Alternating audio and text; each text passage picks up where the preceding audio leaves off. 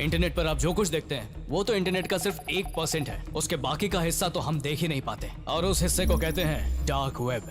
Full Hindi drama की तरह है 15 साल के इस नासा हैकर की कहानी। फेसबुक हैक, ईमेल हैक या कोई बैंक रिलेटेड डिटेल्स की चोरी। हैकिंग के ऐसे बहुत से किस्से आपने अपने आसपास देखे और सुने होंगे, लेकिन अगर कोई दुनिया की सबसे सुरक्षित एजेंसी के सिस्टम को ही हैक कर ले तो आपका रिएक्शन क्या होगा? नासा दुनिया की सबसे सुरक्षित एजेंसियों में से एक, जिसके सर्वर और कंप्यूटर सिस्टम में झांकना लगभग नामुमकिन ही लगता है। बेहतरीन स्पेशलिस्ट की टीम इन सिस्टम को संभाले हुए है, मगर फिर भी साल 1999 में कुछ ऐसा हुआ था जिसकी वजह से नासा को अपना काम 21 दिनों के लिए बंद करना पड़ा था। और अगर हैरान होने के लिए इतना ही काफी नहीं था तो आपको बता दें कि इस तरह के हाईली सिक्योर्ड सिस्टम पर हाथ मारने की कोशिश की थी महज 15 साल के एक बच्चे ने। दोस्तों, ये तो सिर्फ टीजर था, पूरी कहानी तो और भी मजेदार है। एक परफेक्ट एंटरटेनमेंट फिल्म की तरह। इसमें ड्रामा भी है, सस्पेंस भी और मौत भी। नमस्कार दोस्तों, स्वागत है आपका द फैक्ट लैंड पर एक बार फिर से।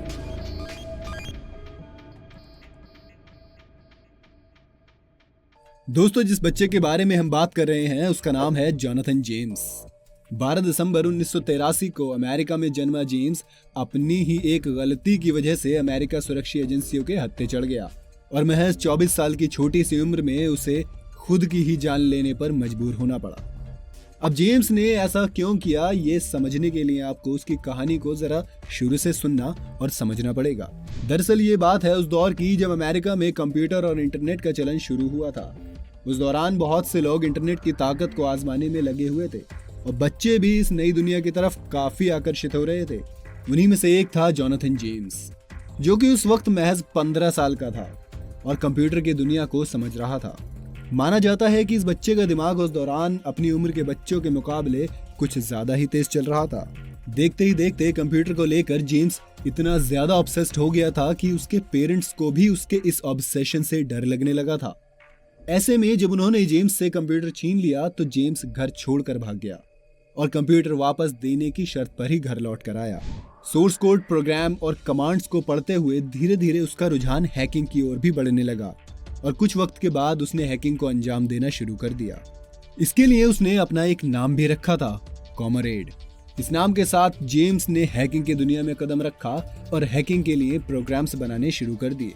कुछ इंस्टीट्यूशंस और स्कूल सिस्टम की छोटी छोटी हैकिंग के बाद अब जेम्स ने कुछ बड़ा करना चाहा। सबसे खास बात तो ये है कि हैकिंग जेम्स की जरूरत या मजबूरी नहीं थी, बल्कि ये तो वो सिर्फ अपने एंटरटेनमेंट के लिए किया करता था। कुछ बड़ा करने की तमन्ना लिए उसने सीधा नासा के कंप्यूटर सिस्टम को हैक करने की प्लानिंग शुरू कर दी। इसके लिए जेम्स ने एक ऐसा प्रोग्राम बनाना शुरू कर दिया जिसके जरिए वो नासा के सिस्टम तक पहुंच सके और कुछ ही वक्त में उसने ऐसा एक प्रोग्राम बना भी लिया। अब बारी थी उस प्रोग्राम को टेस्ट करने की। सबसे पहले जेम्स ने एक लोकल स्कूल और एक स्टोर पर उसे ट्राई किया। उसके एक्साइटमेंट का लेवल और ऊपर बढ़ गया जब दोनों के ही सिस्टम में वो प्रोग्राम काम कर गया। जेम्स अब उनके कंप्यूटर के अंदर झांक सकता था और उनकी फाइल्स निकाल सकता था। कहते हैं कि इन दोनों के ही सिस्टम से जेम्स ने कुछ लोगों की निजी जानकारी निकाल ली थी। हर तरीके से इसे टेस्ट करने के बाद जेम्स ने एक कदम और आगे बढ़ाते हुए इस प्रोग्राम को नासा के कंप्यूटर सिस्टम में भेज दिया। अब इसे नासा की घटिया सिक्योरिटी कहें या जेम्स का घोड़े सा तेज दौड़ता दिमाग, मगर जेम्स का प्रोग्राम नासा के सर्वर्स में लॉन्च हो चुका था और वो नासा जैसी सुरक्षित एजेंसी के डेटा को एक्सेस कर सकता था। कहते हैं कि जेम्स का थ्रिल सिर्फ सिस्टम हैक करने तक ही खत्म नहीं हुआ। उसने नासा के सिस्टम से एक सॉफ्टवेयर की चोरी भी की जिसकी कीमत करीब 1.7 मिलियन डॉलर थी। नासा के लिए वो सॉफ्टवेयर बहुत ही काम की चीज थी। इसी के साथ जेम्स के हाथ लगा इंटरनेशनल स्पेस स्टेशन का एक ऐसा इंपॉर्टेंट सोर्स कोड जिसकी मदद से इंटरनेशनल स्पेस स्टेशन का टेम्परेचर और ह्यूमिडिटी कंट्रोल की जाती थी। जेम्स को पता भी नहीं था कि अनजाने में उसने एक बहुत ही सीरियस क्राइम को अंजाम दे दिया है। हैरानी की बात तो ये है कि शुरुआत दिनों में नासा की टीम को भी इस बात का पता नहीं लगा कि उनके सिस्टम को किसी ने हैक किया है। हालांकि कुछ ही दिनों बाद जब एक्सपर्ट्स को अपने इस खास सोर्स कोड से छेड़छाड़ के बारे में भनक लगी तो उन्होंने तुरंत सारे सिस्टम को बंद कर दिया। इसके बाद करीब 21 दिनों तक नासा की साइबर टीम इस मामले की तहकीकात में लगी रही कि हैकिंग का सोर्स कोड क्या था और उनके सिस्टम में क्या क्या चोरी हुआ है। और इन सब की वजह से सिर्फ 21 दिनों में ही नासा को करीब $41,000 का नुकसान भी हुआ। आपको बता दें कि नासा के सिस्टम की सिक्योरिटी को तोड़ने के बाद जेम्स का कॉन्फिडेंस और भी बढ़ गया था। उसे लगने लगा था कि उसकी चोरी को कोई नहीं पकड़ सकता।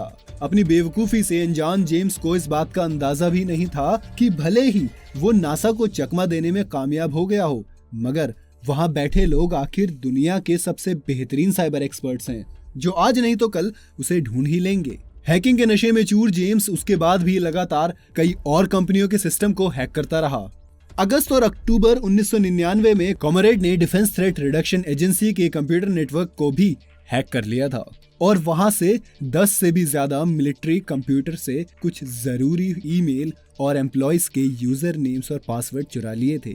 बता दें कि DTRA United states department of defence की एक संस्था है जिसका काम यूनाइटेड स्टेट्स ऑफ अमेरिका के लिए परमाणु, जैविक, रासायनिक, पारंपरिक और विशेष हथियारों से जुड़े खतरों को कम करना है। इन तमाम घटनाओं के बाद सबको लगने लगा कि ये कोई बड़े हैकिंग ग्रुप का काम है। ऐसे में हैकर्स का पता लगाने का काम जोरों शोरों से चलने लगा। इस पूरे प्रोसेस में अमेरिका के डिफेंस डिपार्टमेंट और खुफिया एजेंसियों की मदद भी ली गई। सभी को ये डर सताने लगा था कि जो आज नासा तक पहुंच सकता है वो कल कहीं भी पहुंच सकता है। ऐसे में कुछ हफ्तों के एफर्ट्स के बाद खुफिया एजेंसियों ने जेम्स का बनाया हैकिंग प्रोग्राम आखिरकार खोज निकाला। इस प्रोग्राम के काम करने के तरीके को समझने के बाद इसी की मदद से हैकर को खोजने का काम शुरू किया गया। और फिर जैसा कि हमने कहा था, दुनिया के बेहतरीन साइबर एक्सपर्ट्स की नजरों से कोई कैसे और कब तक बच सकता था। थोड़ा ही वक्त लगा नासा को अपने इस अपराधी तक पहुंचने में। उन्होंने पता लगा लिया कि जेम्स के घर से ही इस प्रोग्राम को नासा के सिस्टम में छोड़ा गया था। तुरंत उसको गिरफ्तार करने की कवायद शुरू की गई। दूसरी तरफ हैकिंग को खेल समझने वाले जेम्स को खबर भी नहीं थी कि आगे उसके साथ क्या होने वाला था। अगले ही पल जेम्स के घर में पुलिस आ गई और साल 2000 की शुरुआत में 26 जनवरी के दिन आखिरकार वायर टैपिंग और कंप्यूटर अब्यूज वायलेशन के जुर्म में उसे गिरफ्तार कर लिया गया। इससे पहले कि जेम्स कुछ भी समझ पाता, वो सलाखों के पीछे था। कोर्ट में उसका जुर्म साबित होने के बाद उसे सभी कंपनियों को अपॉलजी लेटर देने के अलावा 7 महीने के लिए फ्लोरिडा डिटेंशन सेंटर में रखने की सजा सुनाई गई। क्योंकि उस वक्त जेम्स नाबालिग था, इसलिए उसकी सजा को काफी कम रखा गया था। कहानी में एक और ट्विस्ट तब आया जब अपने प्रोबेशन पीरियड के दौरान जेम्स के शरीर में ड्रग का टेस्ट पॉजिटिव निकला, जिसके चलते उसे फिर 6 महीनों के लिए अल्बामा में जुवेनाइल फैसिलिटी में भेज दिया गया। खास बात यह है कि 16 साल का जेम्स अमेरिका का वो पहला नाबालिग लड़का था जिसे साइबर हैकिंग के किसी मामले में दोषी पाया गया था। हालांकि इसके बाद जेम्स ने उन सभी डिपार्टमेंट से माफी मांगी जिन्हें उसने हैक किया था। वैसे अब अगर आप सोच रहे हैं कि इस कहानी का यही दी एंड होने वाला है, तो ऐसा नहीं है, क्योंकि क्लाइमैक्स तो आना अभी बाकी है। ये वक्त जेम्स के लिए काफी मुश्किलों से भरा था। इस पूरी घटना के बाद से ही वो डिप्रेशन में रहने लगा था। हर कोई उसे एक क्रिमिनल की तरह ट्रीट करता था। यहाँ तक कि खुफिया एजेंसियों की नजर में भी हर वक्त जेम्स रहता था।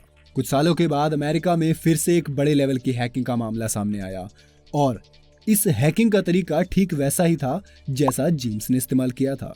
ऐसे में सुरक्षा एजेंसियों के दिमाग में सबसे पहला नाम जेम्स का ही आया। इसके बाद उन्होंने बिना कुछ सोचे सीधा ही जेम्स के घर पर रेड मार दी। हालांकि तब उन्हें जेम्स के घर से कोई सबूत नहीं मिला और उन्हें खाली हाथ ही वापस लौटना पड़ा। हाँ, मगर उनका शक तब भी जेम्स पर ही बना हुआ था। कहते हैं कि इस रेड के बाद जेम्स काफी घबराया हुआ रहने लगा था और डिप्रेशन का शिकार हो गया था। उसे लगने लगा था कि उसके पुराने क्राइम की वजह से ही इस बार भी उसे गिरफ्तार कर लिया जाएगा। वो फिर से जेल नहीं जाना चाहता था। रेड हुए 2 हफ्ते भी नहीं हुए थे कि एक दिन अचानक खबर आई कि जेम्स ने आत्महत्या कर ली है। उसने अपनी बंदूक से खुद को गोली मार ली थी। मरने से पहले जेम्स ने एक 5 पन्नों का सुसाइड नोट भी लिखा था, जो कि उसकी मौत के करीब 1 साल बाद उसके पिता ने मीडिया के सामने पेश किया। अपने लेटर में उसने लिखा था, मुझे कानून व्यवस्था पर कोई भरोसा नहीं है। शायद आज का मेरा एक्शन और ये लेटर पब्लिक के बीच एक स्ट्रॉन्ग मैसेज रखेगा, लेकिन मैंने सिचुएशन से कंट्रोल खो दिया है और इसे रिकवर करने के लिए मेरे पास कोई और तरीका नहीं है। ऑनेस्टली TJX से मेरा कोई लेना देना नहीं है। भले ही क्रिस स्कॉट और एल्बर्ट गोंजालेज दुनिया के सबसे खतरनाक हैकर होंगे, मगर पब्लिक ओपिनियन को लेकर मैं उन दोनों इडियट्स से कई ज्यादा ऑब्जेक्टिव हूँ। ये किसी की हार और जीत के बारे में नहीं है, बल्कि ये मेरी हार या जीत के लिए है। जो क्राइम मैंने किया ही नहीं उसके लिए 5, 10, 15 या 20 साल के लिए जेल जाकर मुझे क्या ही हासिल होगा। ये मेरी जीत नहीं होगी। इससे बेहतर तो मैं आजाद होकर मरना चाहूंगा।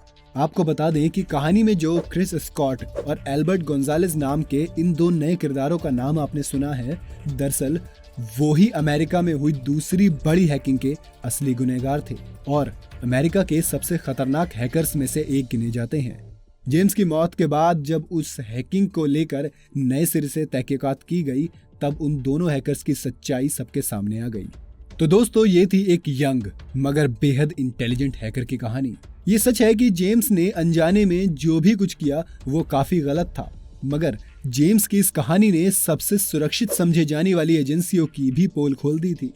जेम्स ने खुद कहा था कि सरकारें अपने कंप्यूटर पर सुरक्षा के लिए जरूरी उपायों पर ध्यान नहीं देती हैं। सरकारी सिस्टम में सिक्योरिटी के कुछ मानकों की कमी है। हालांकि जेम्स के बाद उन सभी कमियों पर ध्यान दिया जाने लगा था, जिसे इस हैकिंग के एक पॉजिटिव पहलू की तरह भी देखा जा सकता है। जेम्स अमेरिका का सबसे यंग हैकर बना, साथ ही डीओडी जैसे हाईली सिक्योर्ड सिस्टम को क्रैक करने वाला भी जेम्स ही था।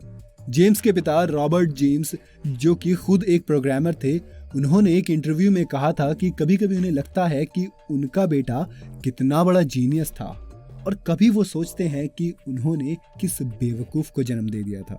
सही मायनों में जेम्स की कहानी बताती है कि जिंदगी कभी भी किसी भी तरह का मोड़ ले सकती है और हंसी मजाक में शुरू की गई कहानी कहां से कहां पहुंच सकती है कोई नहीं जानता। दोस्तों, जेम्स की इस कहानी को सुनने के बाद आपको क्या लगता है, वो इंटेलिजेंट था या बेवकूफ?